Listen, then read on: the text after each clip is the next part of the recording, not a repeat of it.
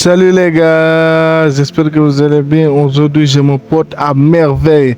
Aujourd'hui, on va faire une vidéo react sur Try, sur la chaîne de Try.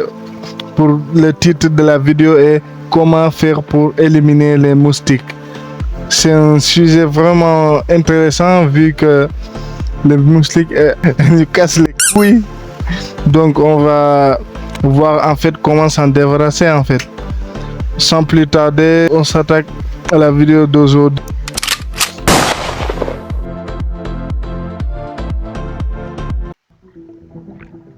Aujourd'hui, on va essayer de sauver quelques vies, face à un ennemi que personne ne prend au sérieux, le moustique. Pendant que vous regardez cette vidéo, chaque minute qui passe, quelqu'un mourra à cause de lui.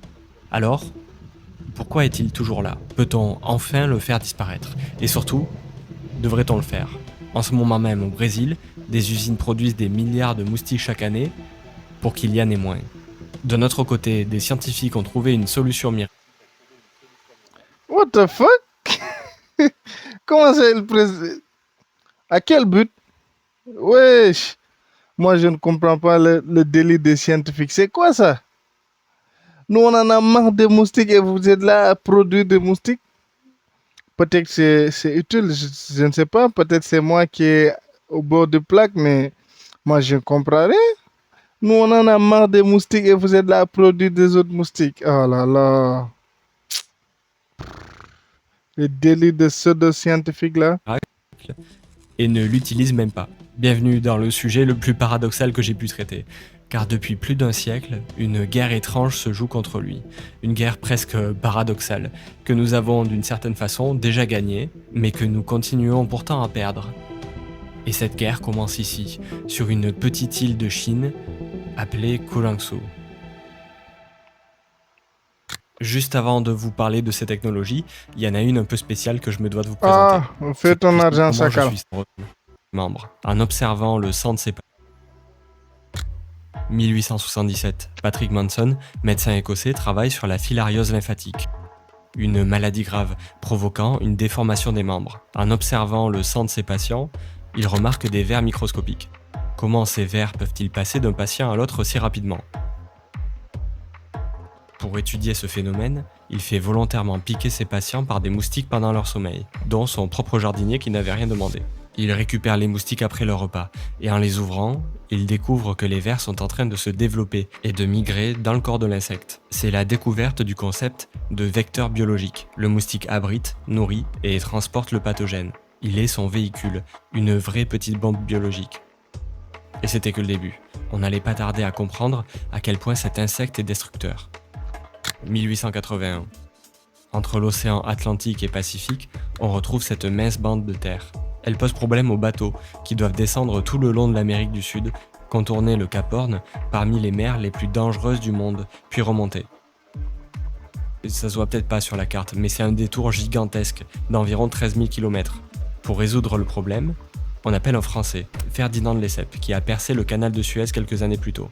80 km de terre à creuser. Le projet est d'une complexité hors norme pour l'époque. Des milliers d'ouvriers débarquent, des machines colossales et des montagnes d'argent.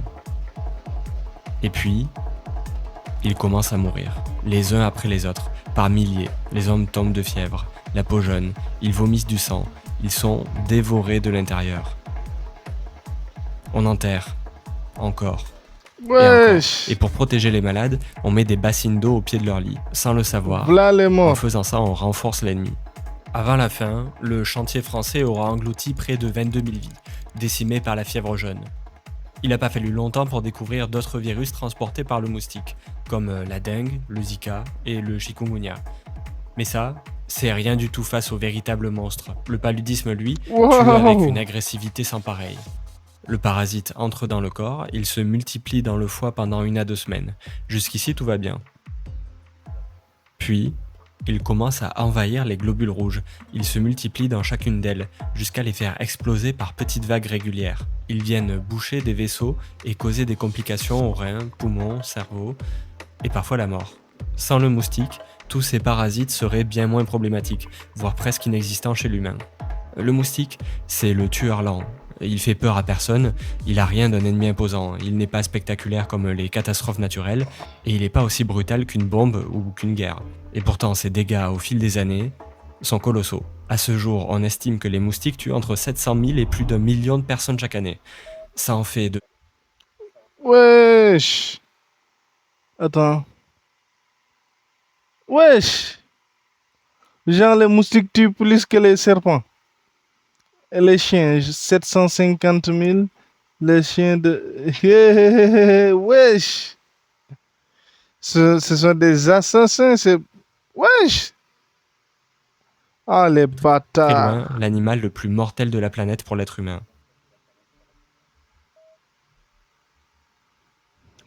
Quand on voit tout ça, le premier Attendez, réflexe, j'ai un appel, c'est je bien reviens. logiquement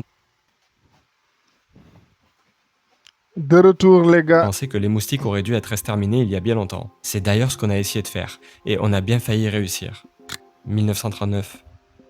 Un chimiste suisse découvre le dichlorodiphényl dichloroéthane, aussi appelé DDT. C'est ce qu'on appelle un polluant organique, et il est presque trop efficace.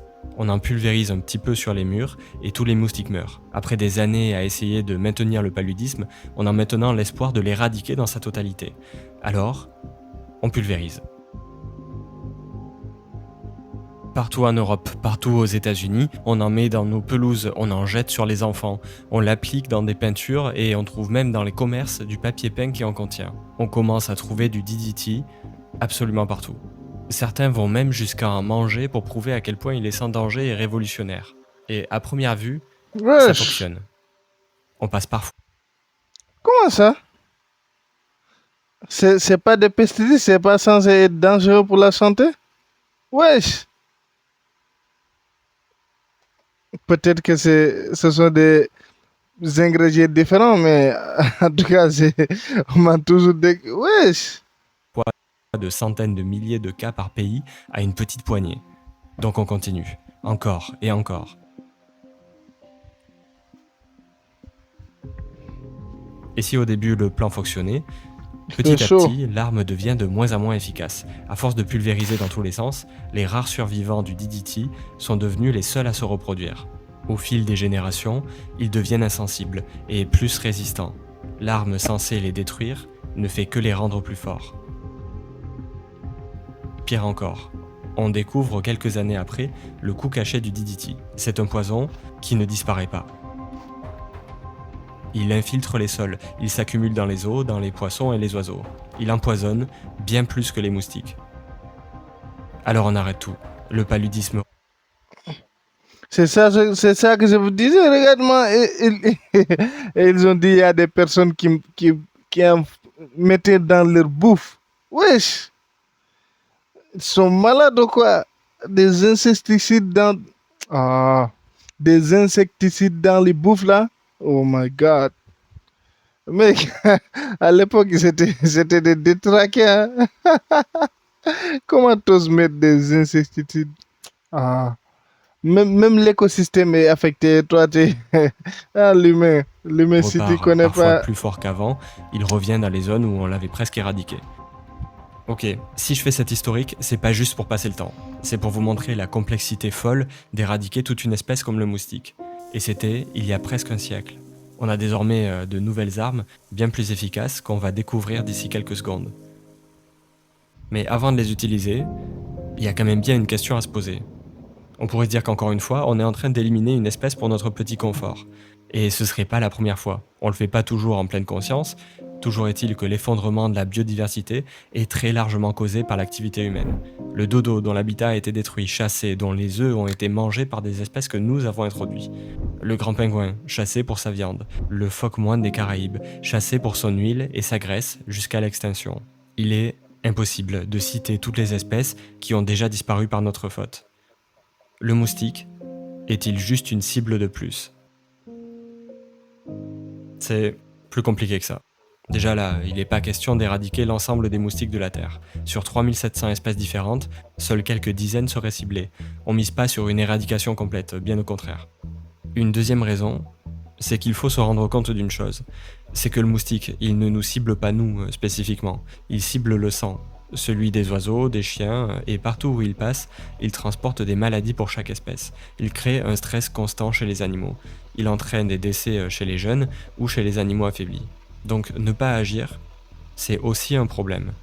D'un autre côté, voilà de quoi encore complexifier le débat. Le moustique appartient à la chaîne alimentaire. Il sert de nourriture pour d'autres espèces. Supprimer un jalon de la chaîne, c'est peut-être allumer la mèche d'une détonation qui aurait des répercussions que nous ne connaissons pas. Toutefois, si on se limite à certaines espèces dangereuses uniquement, l'impact écologique semble plutôt faible. Des études portées sur l'anophèle montrent que sa disparition aurait des conséquences très limitées. Aucun prédateur ne dépendrait entièrement d'elle. Une fois qu'on a dit ça, le problème est toujours là. On éteint les espèces 35 fois plus vite que la nature. Ce qu'on a détruit en 500 ans aurait dû prendre 18 000 ans. Et le moustique, l'animal le plus dangereux pour l'homme, est toujours là. On peut commencer à évoquer une sorte de karma. Mais la science a bien d'autres mots pour parler du phénomène. Donc, avant de s'en occuper, voici notre ennemi comme vous ne l'avez jamais vu. Pour commencer, la tête, 2 gros yeux composés, 2 antennes et surtout le proboscis, une trompe rigide qui perce la peau. Il porte 2 ailes qui peuvent battre plusieurs centaines de fois par seconde. C'est d'ailleurs ça qui provoque ce bruit assez énervant. Pour s'accoupler, le mâle et la femelle s'accordent sur la même fréquence de leur battement d'ailes. Aussi, chose à retenir, seule la femelle pique. Elle fait ce qu'on appelle des repas de sang. Ça lui apporte des protéines pour pondre le plus d'œufs possible. Et d'ailleurs, ça aussi, c'est notre gros problème. Des milliards sur tous les continents. Ne laissez qu'un seul % vivant et ils se reproduiront à une vitesse folle. En quelques jours, la femelle pond des centaines d'œufs. Et ça, c'est dévastateur, parce que ça signifie une évolution accélérée. Plus on a d'individus, plus on a de mutations qui sont elles-mêmes accélérées par la vitesse de reproduction. Donc affronter le moustique, c'est affronter la sélection naturelle. Si chaque arme, chaque poison qu'on lui envoie dans la gueule ne fait que le rendre plus fort, comment on fait ? Première stratégie. L'idée est extrêmement simple. On élève des mâles par millions. Les moustiques mâles ne piquent pas, ils sont inoffensifs. On les rend stériles ou incapables d'avoir une descendance viable. Puis, on les lâche. Ces mâles vont chercher des femelles sauvages et s'accouplent avec elles. Mais les œufs de ces femelles n'éclosent jamais. Et comme les femelles ont une vie courte et ne s'accouplent en général qu'une seule fois, c'est la fin pour toute sa descendance. On multiplie ça par des millions de mâles lâchés semaine après semaine, et la population s'effondre. C'est pas seulement une théorie, c'est même une stratégie utilisée par Google. Près de 2 millions de mâles stériles par semaine sont lâchés par sa filiale Verily en Californie. Ah, donc c'est ça que j'avais vu sur vidéo. J'avais vu une vidéo où ils allaient sur des avions et ils lâchaient des conteneurs, genre, il y a des tas de moustiques dedans. Moi, j'avais pas compris l'idée, mais j'avais vu la vidéo circuler. Tu vois, parfois tu peux voir des vidéos sans même comprendre le contexte, et puis des années avant, ça va te servir. J'avais vu la vidéo circuler, mais j'avais pas compris pourquoi. Pourquoi en fait relâcher les moustiques comme ça. Il y avait même des mouches qu'ils avaient fait comme ça. On observe de bons résultats, jusqu'à 96% de réduction de moustiques dans les zones traitées. En France aussi, on lâche des moustiques stériles, à Toulouse, à Montpellier ou dans des communes proches de Lyon. L'inconvénient de cette technique, c'est qu'éliminer 99%, ça suffit pas. Le moustique revient toujours. Si vous arrêtez les lâchers de mâles stériles, il reviendra rapidement. Il va nous falloir voir un peu plus grand. Deuxième stratégie. Ok, celle-ci elle est un peu particulière. Au lieu de relâcher des moustiques à l'infini, est-ce qu'on pourrait pas en créer un seul moustique pour tous les éliminer, capable de contaminer toute l'espèce, à lui tout seul. Oubliez toute notion de morale que vous avez, ici on va jouer avec les règles de la nature. L'ADN. Des lettres qui se suivent et forment un code, dans un ordre particulier, qu'on peut considérer comme un livre de recettes pour fabriquer des protéines. Ce sont ces protéines qui permettent de fabriquer notre corps, nos gènes et assurer son fonctionnement. Le fait que vous soyez vous et pas un moustique ou un hot dog est dû à une variation dans cette séquence de lettres. Et cette séquence de lettres, on sait aujourd'hui la modifier partiellement, grâce à une technique appelée CRISPR. Mais cette fois-ci, on va pas seulement modifier la séquence ADN du moustique. On va utiliser CRISPR pour créer l'une des technologies les plus controversées de la biologie. On appelle ça le gene drive, ou en français le forçage génétique. Il sert à court-circuiter les lois de l'hérédité pour accélérer la propagation de gènes modifiés. Normalement, un gène a une chance sur 2 d'être transmis à sa descendance. Avec CRISPR, on le modifie pour qu'il se recopie sur l'autre chromosome. Il ne sera plus transmis à 50% de la descendance, mais à la quasi-totalité. Et là, le travail devient C'est nettement plus totalement facile. malsain, Vous en lâchez fait. quelques moustiques porteurs, et de génération en génération, la modification se répand toute seule, comme une traînée de poudre, jusqu'à envahir la population entière. Et vu la vitesse de reproduction du moustique, c'est l'outil parfait. Ok, c'est bien beau, mais maintenant la question, c'est qu'est-ce qu'on met dans ce gène ? Eh bien, on a le choix. Un gène qui rend les femelles stériles par exemple, et on n'aura plus qu'à regarder l'espèce s'effondrer toute seule. Ou alors un gène qui empêche le moustique de transmettre le paludisme, et là l'espèce survit, mais elle devient inoffensive. Ce que je vous raconte ici, c'est très loin d'être de la science-fiction. N'empêche quand même, la piqûre, c'est la douloureuse, hein. Wesh! Une moustique, c'est chiant. C'est extrêmement chiant. Genre, je peux pas les blairer. Les moustiques, ils me cassent les couilles, je vous dis. Ils me cassent les couilles, carrément, wesh. C'est abusé. En 2018, à l'Imperial College London, une équipe de chercheurs a mis dans des cages un grand nombre de moustiques.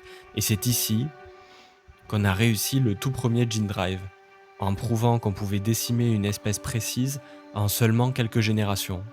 C'est l'arme ultime. On passe d'un poison qui fonctionne mal à une technologie qui fonctionne presque trop. Avec une stratégie pareille, on imagine déjà qu'en quelques mois, il n'y aurait plus aucun moustique sur Terre.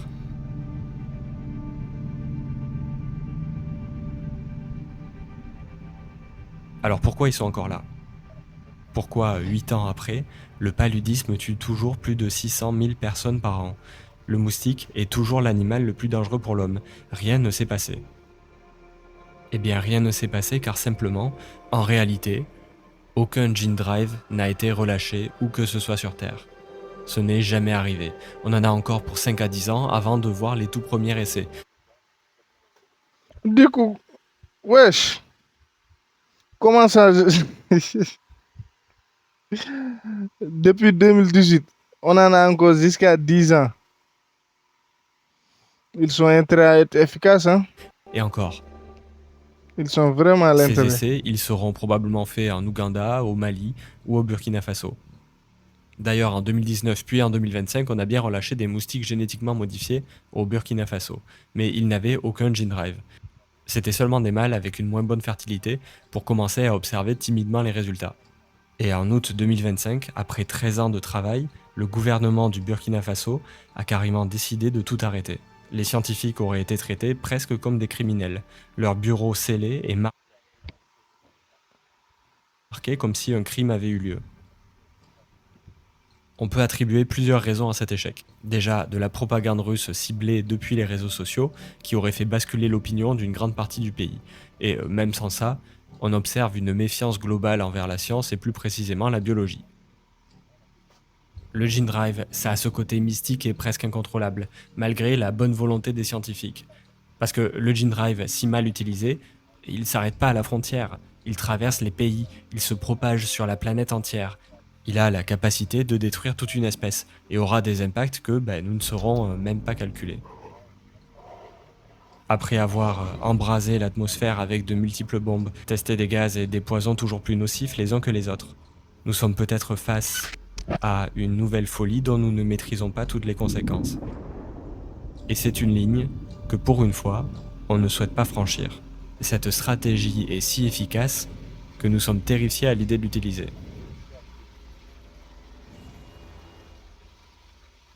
Alors, retour au Brésil, là où nous avions commencé, dans une usine à moustiques. En produire le maximum, sans les modifier génétiquement. L'arme est presque paradoxale. Son nom, c'est Wolbachia.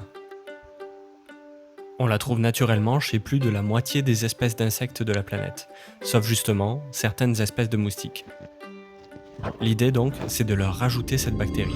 Et cette bactérie, elle est presque magique. Elle permet deux stratégies totalement opposées. La première, c'est la stratégie de suppression. En fait, vous la connaissez déjà, parce que c'est celle de Google qu'on a vue juste avant. En réalité, il existe plusieurs façons de stériliser les moustiques mâles.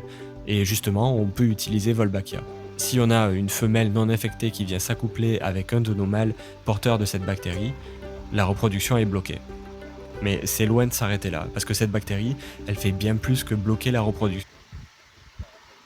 Vous voyez, les gars, faut aller à l'école, faut continuer à étudier. En fait, si t'étudies pas, tu ne pourras, tu ne pourras pas ver ces bails-là. Regarde-moi ça.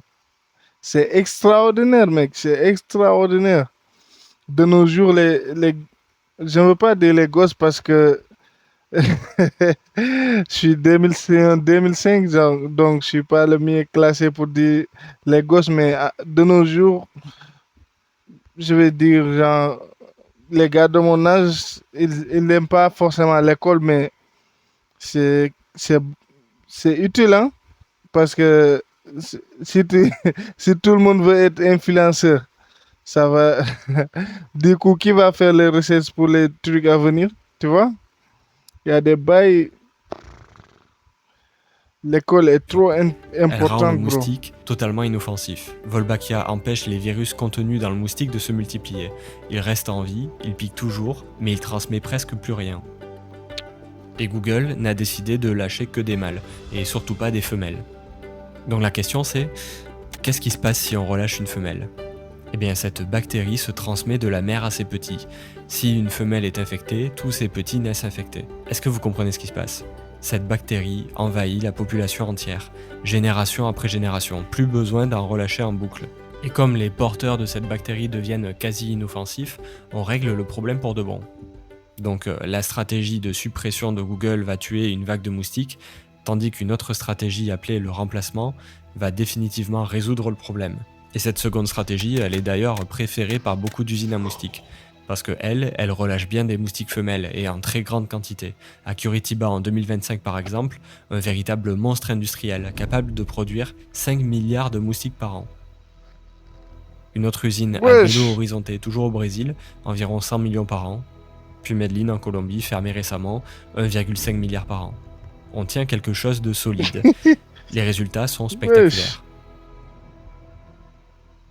Et là, vous vous dites peut-être tout comme moi que si on a la solution, pourquoi personne n'en parle ? Parce que s'ils se répandent partout, c'est une affaire de mois tout au plus, et le moustique ne transportera plus jamais rien. C'est presque ça. Cette bactérie, elle fonctionne très bien sur certaines espèces de moustiques, par exemple l'Aedes, qui transporte majoritairement la dengue. Le problème, c'est qu'elle fonctionne un peu moins pour l'anophèle et le paludisme. Et le paludisme, lui, c'est la maladie qui tue le plus. Alors, dans quelques années, vu la vitesse à laquelle la recherche avance, on aura peut-être une solution. Mais en attendant, on n'a pas d'équivalent, pas de bactéries miracle. Et les armes les plus spectaculaires, comme le GeneDive ou l'OGM comme on l'a vu, sont bloquées pour des années, voire ne seront jamais utilisées. Sauf que pour le paludisme, le temps il ne se compte pas en années, il se compte en minutes. Toutes les 60 secondes, le paludisme prend la vie d'une personne sur Terre, en grande majorité des enfants.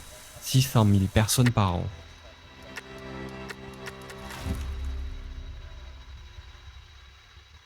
Si les choses allaient dans le bon sens, j'aurais pas vraiment besoin de faire cette vidéo, mais c'est pas le cas. Les États-Unis, historiquement le plus gros financeur de la lutte antipaludique au monde, qui assure en moyenne 37% du financement mondial, se sont massivement retirés en 2025. Et sans ces moyens, on parle de près de 15 millions de cas et 107 000 morts en plus.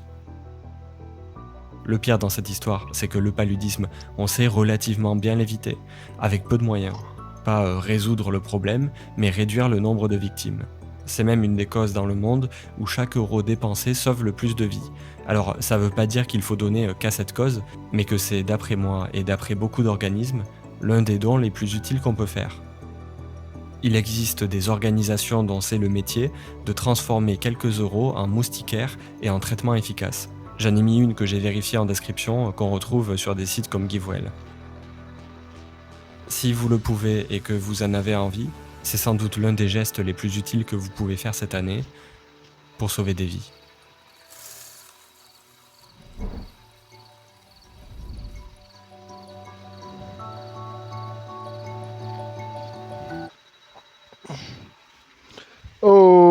en tout cas, bête de vidéo, elle est extraordinaire.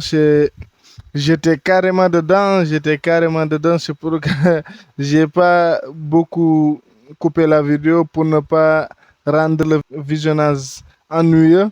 Il y a beaucoup d'enseignements à tirer et surtout, moi qui pensais que moi qui pensais que les moustiques c'était toutes les mêmes, je ne connaissais que l'anophèle et c'était tout pour cette vidéo. Je vous dis à la prochaine. N'hésitez pas de vous abonner et de liker, et de partager et d'aider cette chaîne à grandir. Je vous dis à la prochaine.